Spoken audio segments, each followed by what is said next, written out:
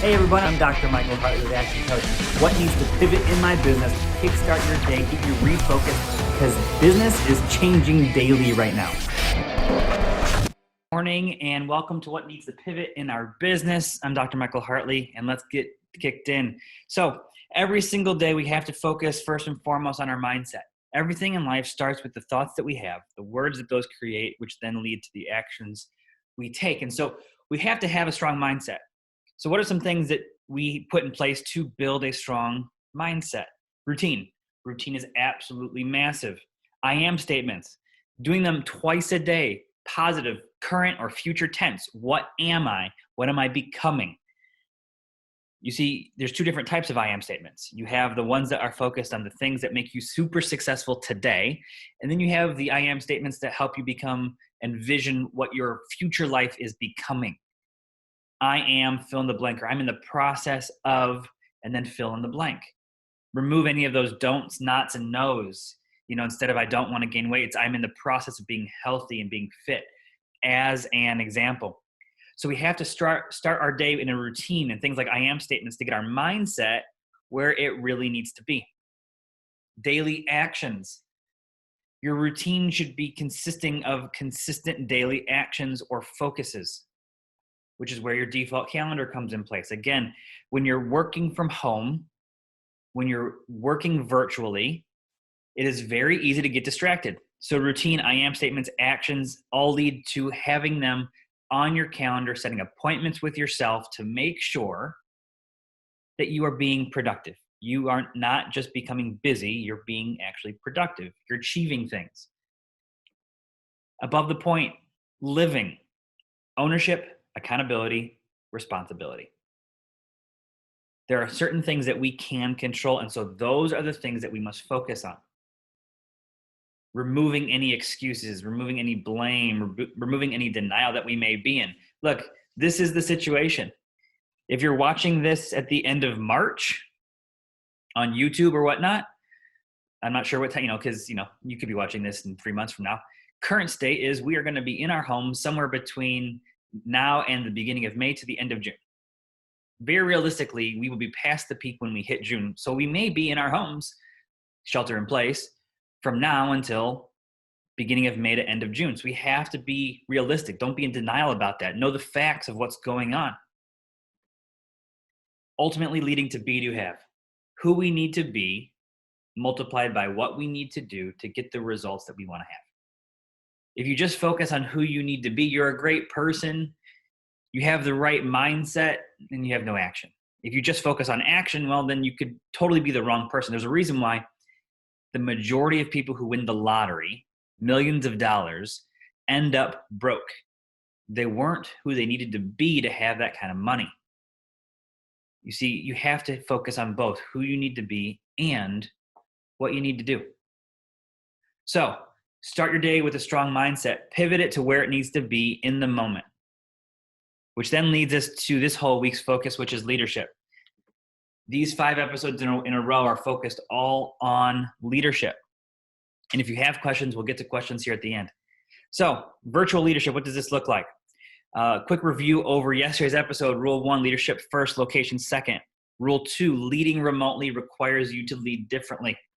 Rule 3, working remotely changes interpersonal dynamics. And rule number 4 from yesterday's episode, use technology as a tool, not as a barrier. And if you're jumping in right in the middle of this, they're all on YouTube in a playlist, so you can watch all of them, which is kind of cool. And so now we're going to dive into the next 4 rules of virtual leadership. Rule number 5, leading requires a focus on the 3O model. Outcomes first. Lead with a purpose of reaching a desired outcome. Barriers are isolation, lack of an environmental cues. When you're with somebody, you can read body language. You can you visually see what they are or are not doing. When you're working virtually, you have to put things in place to be able to do that. Less repetition of messages become a barrier. There is no such thing as over communication. We talked about this yesterday. Have a communication plan. What does that look like for you and for your business? You have to make sure that things are extremely clear. Have people repeat back to you what they heard so you can make sure that they understand what the outcomes need to be. Second one, others. Lead with and through people. So lead with people and lead through others. You are more influential when you focus on others. As a leader of your business, your job is to develop others. Their role is to develop the business.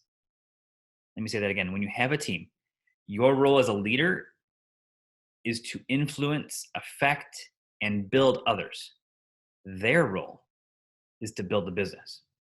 Team members are more engaged when you focus on them, which is why we talk about don't owning a job, right? Don't own a job, own a business.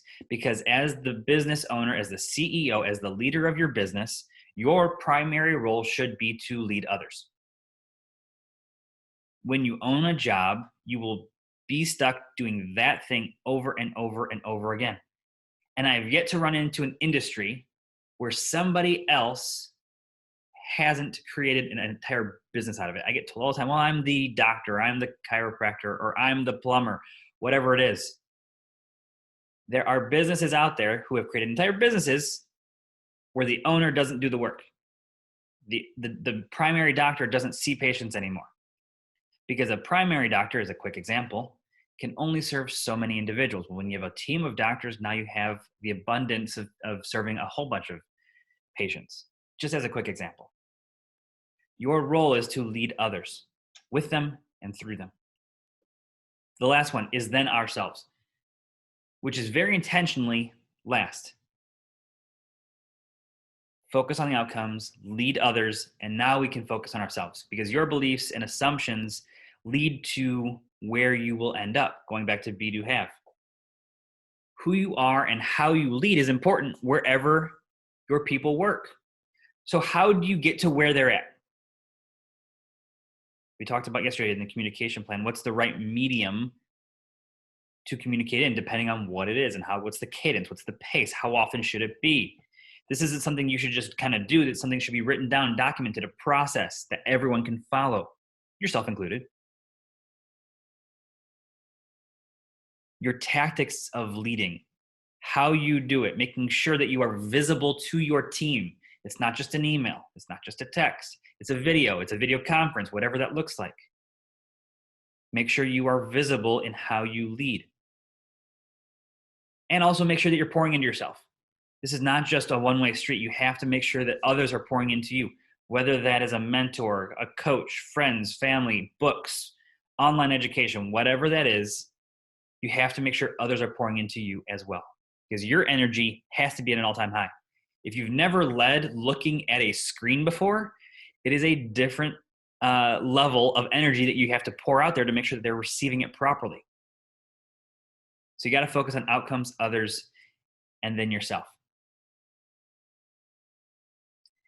So that's the fifth rule. Now we're going to get to number 6. 6 is leading successfully requires achieving goals of many types. Organizational outcomes, clear targets, frequently discussed with the team, things like that are super, super important. What are the outcomes we're looking to get as a business? And then how does that translate to your specific job? We talk about creating 90-day plans for businesses every quarter. And sometimes I get told, well, no, I have a yearly plan that's good enough. If now has not taught us anything, it is the fact that a year-long goal is worthless if you're not looking at it more frequently and adjusting it more frequently. That's why your business needs a 90-day plan. And then from that business 90-day plan, every key individual on your team should have their own 90-day plan with their outcomes that lead towards the organizational outcomes, which then lead to this piece, which is the team outcomes. People must know what they need to do and how it fits into the bigger picture, into the bigger vision. Again, your role as a leader is to not do the work, it's to lead those who do the work. People must know how what they do fits into the work and success of everybody. And really, we'll get to this in a second, but it should be made public what the overall goals for each individual are. Every single morning, my team sends a note to the entire team saying what their focus is for that day, myself included. I let the team know what my focus is for that day, my action items, and everyone shares so we can see where everyone's at and where everyone is focused. Clear communication helps businesses thrive in environments like this. Personal individual outcomes. So organizational, then as a team, down to the individual. Develop both standards and goals. And this is really important because people say, well, I expected this, I expected that. Expectations in life, whether it's personal in a relationship or in business, are really bad. Remove the word expectation from your vocabulary when you're leading individuals. Talk about what the business standard is for their position and then what their stretch goal is. Standard is the minimum. Must achieve. If we're not achieving this must-have standard, we are not going to move forward as a business. And most likely we're going to move backwards. That's what standards are. And they're by position. And then you have stretch goals. So here's the minimum. Here's what we really would like to achieve. And you create the plan for the stretch goal to make sure that when we fall, when we fall short of that stretch goal, we're still hitting the standards. Establish rules for working together and how to get support. Make sure your team is well aware of how you work together. Make sure your clients understand how you are working together as a virtual team and how you can interact with them. Describe what good communication looks like. Again, it should be written, documented. It should be a plan, whether internal for your team or external for your clients. Make sure that it is documented and then sent out. Make sure your communication plan is communicated. So we have to set very clear standards and goals. We have to have a plan in place to achieve it, and then we have to track that progress day by day, week by week, and for some businesses, month by month. Depending on the type of business you have will depend on if you should look at things daily, weekly, or monthly. And some businesses should be looking at them hourly. It just depends on what business you're in. An architect shouldn't be looking at things hourly, especially on sales goals and stuff like that, because the sales for an architect takes months. Sales for a retailer takes minutes. Sales for an online retailer takes seconds. So you can see kind of the gradient at how often you should be looking at it. And you have to figure out where you fit in that gradient and how often you should be looking at your metrics for the business and leading your team through it. Then we get to number 7. Focus on achieving goals, not just setting them. SMART goals: specific, measurable, achievable, results focused or results oriented with a time frame. You must create SMART goals. They can't just be thoughts out there. It's why in your 90-day plans, when you create them, there has to be a quantifiable goal. There has to be a number attached to it. To the economic gain of the business. What are the quantity components of the work? How does the time factor into the success of it? What's the pace, the cadence of it? Is this something that needs to be done, in a day, in an hour? Is it something that we're going to focus on for the whole week? How is the quality of the work determined and measured? These are all things that you must identify when talking about the goals that you set and create. You have to be specific with them. They have to be measurable, because if they're not measurable, then we're just trying stuff out. You're wasting time, energy, and probably a whole lot of money and frustration. Achievable. You have to make sure that it's actually achievable within that last one, within the time frame. It could be achievable. It just may not be achievable if you're like, well, I want that in 3 months. Okay, well, if I want to double my business in 3 months, is that actually achievable? And for some, it's a yes, and for some, it's a no. What's the result? What's the intended economic gain to the business? Based off of the organizational goals, based off of the team, and based off the individual. All of these should be leading towards the ultimate SMART goal, the vision of the business. I get asked all the time, well, I have these 3 different options. I could go down any one of them. Great. Which one leads most towards the long-term vision of my business? Which is why we talk about you need to have destination in mind of your business. What's the end point when the business is complete, when it's fully functioning, running without you, when you're making the money you want to make from it, having the lifestyle you want, giving to charity or church the way you want, whatever those things that matter to you are, there should be a destination point. When you have clarity on that destination point, now it makes decision-making a whole lot easier. Okay, when we have different paths we could go down, every idea could be a good idea. Which one do we believe is going to lead us down the path to achieve our ultimate vision the most efficiently. And then you test it out. This is why what you'll start to see is everything that we teach and coach through starts to compound. It starts to build on top of each other, very intentionally. Setting measurable and smaller chunks can be more effective. Divide to multiply is really the point here. Take large things like, the easiest example is how we build the growth of your business, the predictable cash flow in a business. We call it the 5 ways because there's 5 elements that we focus on.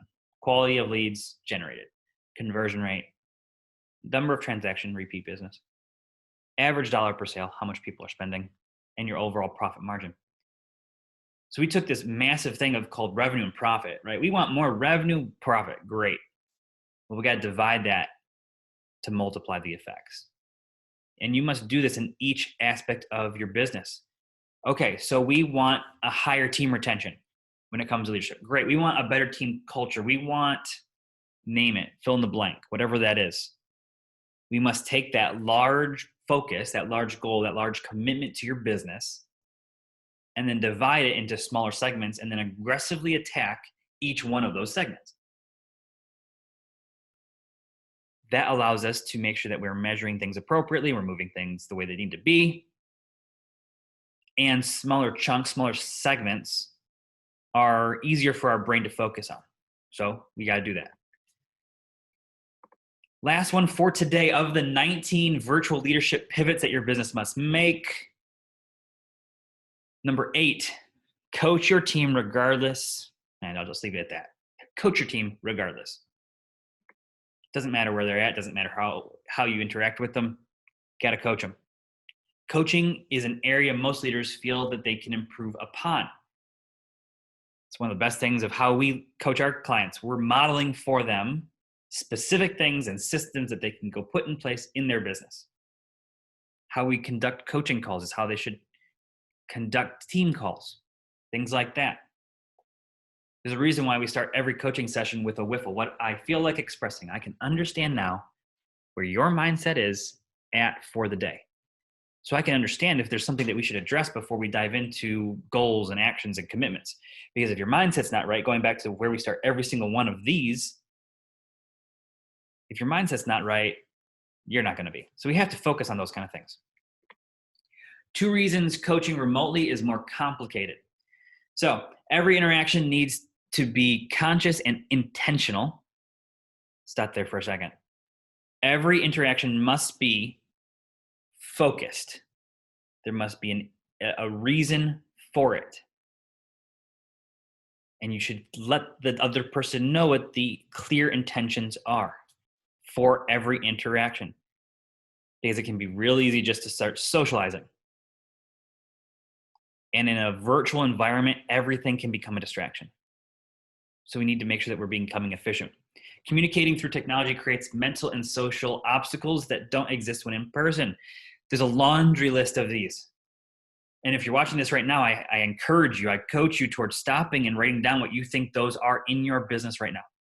When you look at virtual communication, what are the obstacles, and whether they be mental or not, that you see taking place in your business? Write them down right now. What are they?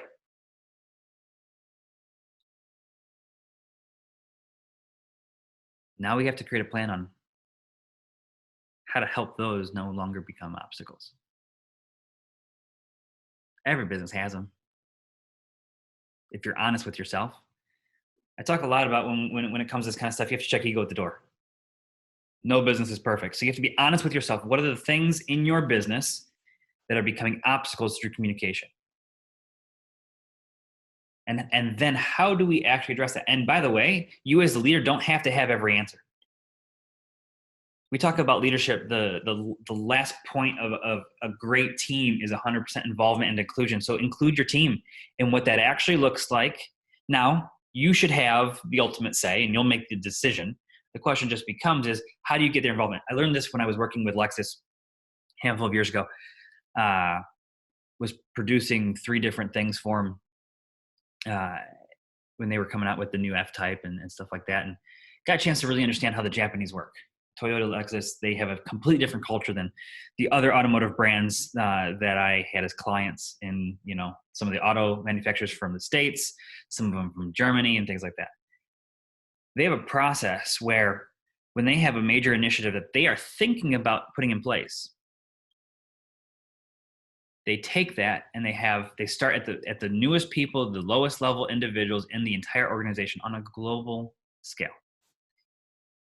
And they ask for their pros and cons. And they work that list up through every single layer of leadership and management in their business until it gets to the top. And then the CEO and the board look at all the pros and cons for this major initiative that they're considering putting in place.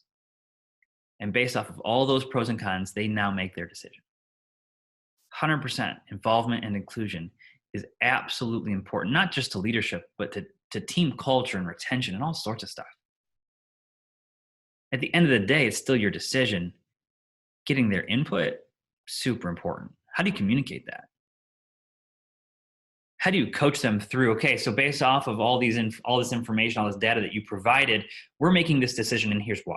Here's how our thought process went in this. Because what happens is you start putting something like that in place, you start coaching them through this process, all of a sudden they're now thinking the way the business should be. Leadership is not about giving a person a fish. It's about teaching them how to fish. That's why we coach the way we do. That's why we do these the way we do. I'm teaching you how to fish in your business instead of just giving you the answer. You have to do that with your team too. You got to help them move forward. So when we look at how to coach your team, we're going to cover the rest of this in tomorrow's episode. We'll cover the rest of this one, and then we'll walk through 3 or 4 more of the 19. So wherever you're watching this right now, whether it's live or recorded, I want you to write down the top 3 things you got out of today. What are those top 3 things? Because we want you to take action. So I want to also know what are the 2 things you're actually going to pivot in your business. And type it into the chat. Whether you send it just to me or send it to the whole group, it's up to you. Type into the chat what are 2 things based off of today's episodes that you are going to pivot in your business. And then put them on the calendar. 2 things you're going to pivot in your business. Write them down right now. Type them in the chat to me or to the team or to everybody. What are those things that you're going to pivot in your leadership? Leadership is the capacity to translate vision into reality. Leadership is the capacity to translate your vision into reality. What does that look like for you?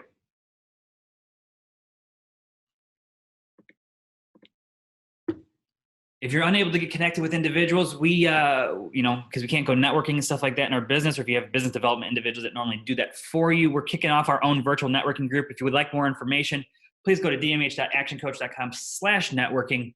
Your first 2 weeks are free, and for clients of ours, they get to go for free for life. It's part of every single program we offer. So if you're looking to network with other individuals, we do it in a very unique way where we guarantee that you're getting value out of every single networking group. It'll be weekly on Thursdays around lunchtime Central Time until we get to about 50 individuals in the group, maybe 100, and then we'll jump into having multiple days and stuff like that. It's gonna be a lot of fun. We did this last week and it was amazing. The feedback was through the roof. It's kind of cool. We do things differently. Holistically, we do things differently, and we're definitely gonna be doing networking differently. So check it out. More information on our website. First 2 weeks are absolutely free. Get connected with us. If you have questions, please type them in. If you're watching this live, I will help answer them right now. And look, y'all, leadership in business right now is very different. And so we have to be able to pivot accordingly in our business, in our leadership style, in our management, in the systems we have, and how we engage customers and clients, our prospects, past clients, everybody, our strategic partners. How we communicate, how we lead is different now. And so we have to pivot accordingly. So again, if you have questions, type them into the chat. I'm happy to answer them right now. Thank you, Jenna. Thank you, Mark. Thank you, Chris. Thank you. Let's see, what does that one say? Oh, very nice. That's awesome, Kevin.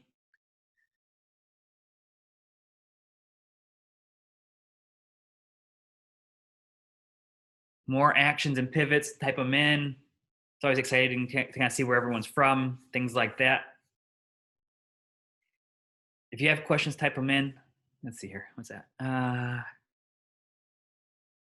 Smart goals. Yes. So we talk about creating smart goals, specific, measurable, achievable, results focused with a time frame. And in team and leadership, we also talk about having smarter goals. There's an extra E and R at the end, which are encourage and reward. So it's not just about creating smart goals. It's about creating smart goals that you then encourage your team through. And then when they hit them, you reward them for it. So so if you have a team and things like that and you're leading them through it, yes, it's smart goals for the business and smarter goals as a leader to encourage and then reward them for when they hit their daily KPIs and things like that every single month, quarter, things like that. More videos for managers when we're working remotely, absolutely. They don't have to be long, just something personal, something like this is a great next step for that. Any other questions? Awesome. All right, y'all. Make it a great week. Joe, you had a question. Go ahead and type it in.